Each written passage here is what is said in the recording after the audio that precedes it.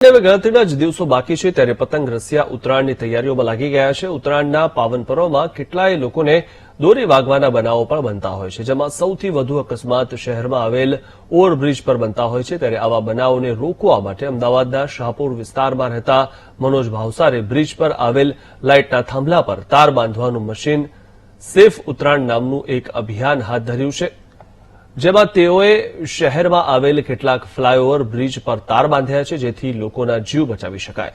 આ કામગીરીમાં એક બ્રિજ પર અંદાજે 20 થી 22 કિલો તારનો ઉપયોગ થાય છે, જે અભિયાન મનોજભાઈ છેલ્લા 17 વર્ષથી ચલાવી રહ્યા છે। જે અભિયાન મનોજભાઈએ 2006માં તેમને દોરી વાગ્યા બાદ લોકોની સુરક્ષાને ધ્યાને રાખીને શરૂ કર્યું હતું, જેમાં તેમને સારી સફળતા મળી હોવાનું પણ જણાવ્યું હતું। અમદાવાદની અંદર ટોટલ બ્રિજની સંખ્યા ગણીએ તો 54 થી વધારે છે, પણ આપણો જે મેક્સિમમ જે ટાર્ગેટ એવો છે કે આપણે આ વખતે 35 બ્રિજ કવર કરીએ એવો ટાર્ગેટ રાખ્યો છે આપણે, કારણ કે કેટલાક બ્રિજ એવા છે કે જેની પર ટેકનિકલી ઇસ્યુ છે, જે આપણે કદાચ નહીં કરી શકીએ, પણ છતાં એનો પણ આપણે તોડ શોધી રહ્યા છીએ, જેના માટે ટ્રાફિક પોલીસ સાથે કોર્ડિનેશન કરીને બ્રિજ ઉપર પણ અકસ્માતો ના થાય એનું ધ્યાન રાખવાની આપણે કોશિશ કરી રહ્યા છીએ।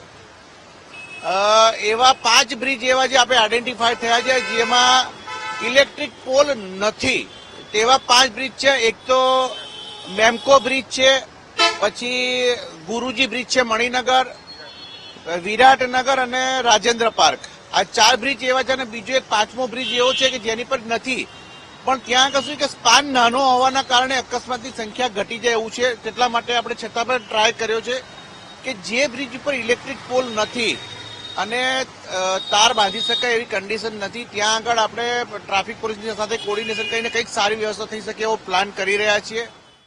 હવે આનાથી તો બહુ સેફટી થઈ ગઈ છે સાહેબ, કે લોકોનું મરણ ઓછું થઈ ગયું છે, વાગવાનું ઓછું થઈ ગયું છે, અને બહુ એટલે બહુ ફરક પડ્યું છે। અને હું એક અપીલ કરું છું કે વાહનો ઉત્તરાયણના સમયમાં થોડો ધીમે ચલાવે તો લોકોને ઇન્જર્ડ બી ઓછું થાય। મનોજભાઈનું કામ ખરેખર સમાજમાં ખૂબ જ બિરદાવવા લાયક છે। જ્યારે કોઈ તહેવારનું મનાવવાનો હોય ત્યારે લોકો ખૂબ જ એના ઉત્સાહમાં સેફટી ભૂલી જતા હોય છે, ત્યારે મનોજભાઈ જેવા માણસો લોકોને પોતે તહેવાર ઉજવા વગર લોકોની સેફટી માટે શું પગલાં લેવા, જો એવું એમણે પોતે વિચારીને પોતાનો સમય આપીને ખૂબ જ એમનું પોતાનું ટાઈમ આપી રહ્યા છે। ઉત્તરાયણ પર્વના ઉત્સાહ અને ઉમંગમાં લોકો પોતાની અને અન્યની સુરક્ષાને નેવે મૂકી દેતા હોય છે, ત્યારે મનોજ ભાવસાર એક એવી વ્યક્તિ છે કે જે તહેવાર ન મનાવીને લોકોની સુરક્ષાને પ્રાધાન્ય આપે છે, અને તેનું જ કારણ છે કે અમદાવાદ શહેરમાં દોરી વાગવાના કિસ્સાઓમાં ઘટાડો થયો છે, સાથે મોતના આંકડામાં પણ ઘટાડો નોંધાયો છે, અને હજુ પણ લોકોએ આ બાબતે જાગૃત બનવાની જરૂર છે, જેથી કરીને તમામ લોકોના સહકારથી અમદાવાદ શહેરની અંદર આ પ્રકારના કિસ્સાઓને નાબૂદ કરી શકાય। કેમેરામેન અજય સાથે દર્શન રાવલ, વીટીવી ન્યૂઝ, અમદાવાદ।